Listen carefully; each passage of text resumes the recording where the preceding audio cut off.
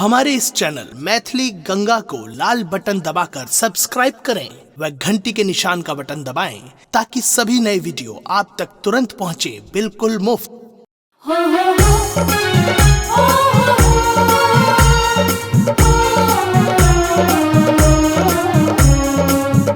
अपने सुन रहे छी गंगा कैसे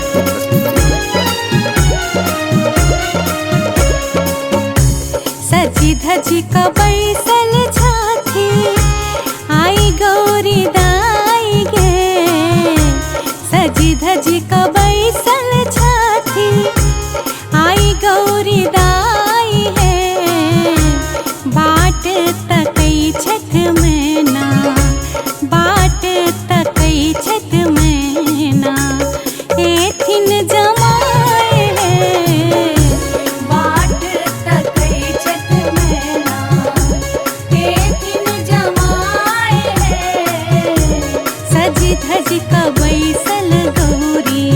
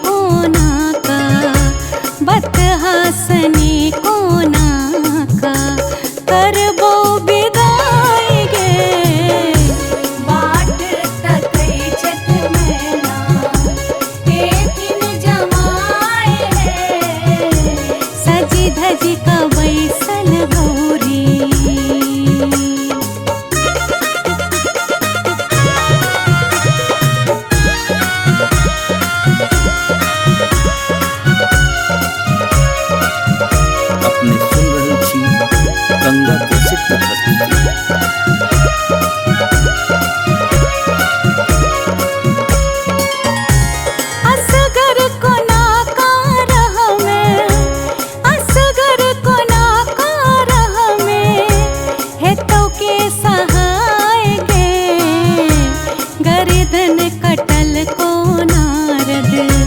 गर्दन कटल को नारद दिलियो भसाए गे। बाट तकई छठ मैना, एथिन जमाए है। सजी धजी का बैसल गौरी। सजी धजी का बैसल छाती आई गौरी दाई गे। सजी धजी का बैसल छाती आई गौरी दाई है। बाट तकई छठ मैना, बाट तकई छठ मैना, एथिन जमाए है।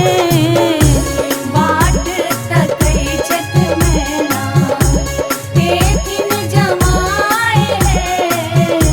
सजी धजी का बैसल गौरी। हमारे इस चैनल मैथिली गंगा को लाल बटन दबाकर सब्सक्राइब करें व घंटी के निशान का बटन दबाएं ताकि सभी नए वीडियो आप तक तुरंत पहुंचे बिल्कुल मुफ्त।